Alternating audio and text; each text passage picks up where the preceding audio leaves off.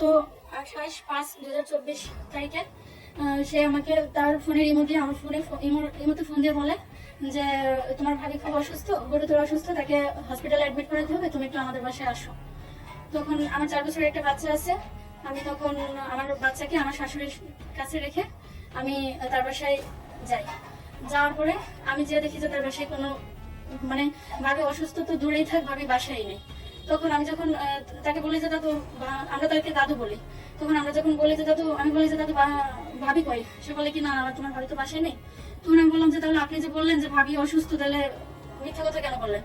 তখন সে মানে তার ফ্ল্যাটে দরজা লক করে দেয়। দরজা লক করে দেওয়ার পরে তার অঙ্গভঙ্গিতে আমি মানে অন্যরকম একটা আচরণ বুঝতে পারি। আমি যখন চলে আসতে যাই তখন সে জোর করে আমার মুখ বন্ধ করে তার রুমে নিয়ে তার খাটের উপরে আমার ইচ্ছার বিরুদ্ধে আমাকে জোরপূর্বক ধর্ষণ করে। এবং ধর্ষণের সময় সে তার মোবাইল ফোনে এটা ভিডিও করে।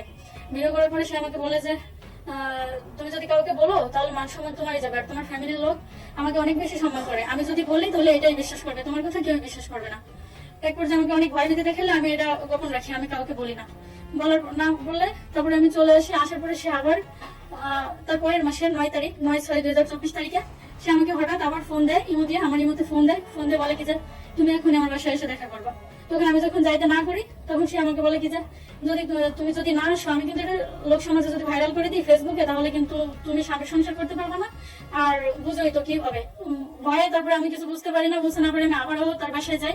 যাওয়ার পরে সে আমাকে আবারও ইচ্ছার বিরুদ্ধে আমার সাথে জোরপূর্বক ধর্ষণ করে। ধর্ষণ করার পরে তারপরে আমি বাসায় চলে আসার পরে ওই মাসের আবার 13 তারিখে 13/6 সে আমাকে আবার ফোন দিয়ে বলে কি যে তোমার আমার বাসায় আবার আসতে হবে। তখন আমি মনে করছি যে আমি আর যাইতাম না, তো আমার যাই হোক। তখন আমি বলছি কি দাদু, আমি আর আপনার কাছে যাইতাম না, আপনি যা করবেন করেন, আমি আর এর মতো নাই, যা এখন হবে তাই একটু পরে, যা কিছুদিন পরে হবে তাই এখন তাতে আমার কোনো সমস্যা নেই। আমি মনে করি যে সে হয়তো শুধু আমাকে ভয় দিয়েছে, সেরকম কোনো কিছুই করবে না।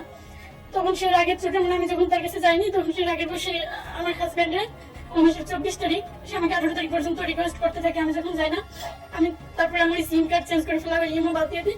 তখন সে 24 তারিখে আমার স্বামীর কাছে ফোন দিয়ে বলে যে তোর বউ ভালো না, তোর বউ চরিত্রহীন, তোর বউ রাখিস না, তোর বউকে তুই ছেড়ে দে।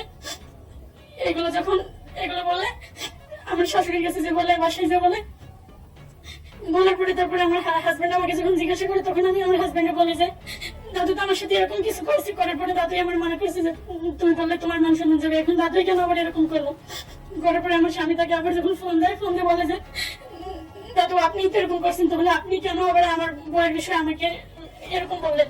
তখন বলে যা করছি, তুই নরিমান মুশে ছিলে, তুই কি করতে পারবি, তুই যা করার কর, এরকম যখন বলার পরে তারপরে আমি বাধ্য করে আমি এসে যাই, সদর থানায় যাই মামলা করার জন্য।